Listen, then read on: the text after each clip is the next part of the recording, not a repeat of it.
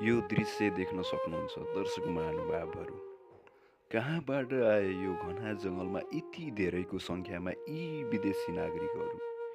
यी विदेशी नागरिकहरूको गोपनीयता के छ त? यी सबै कुराहरूको जानकारी पाउनुहोस् है।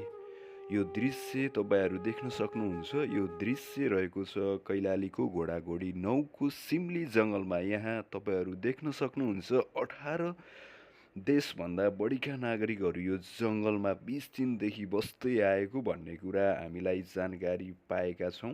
यी विदेशी नागरिकहरू Israel, UK, Taiwan, Germany, France, Siberia, Japan, India जस्ता देशका नागरिकहरू रहेका छन्।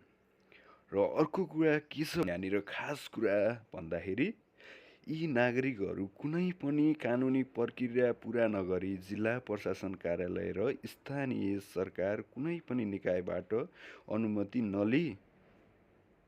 नलिई यो घना जङ्गलमा बस्दै आइरहेको भन्ने कुरा पनि हामीलाई जानकारी आएको छ है।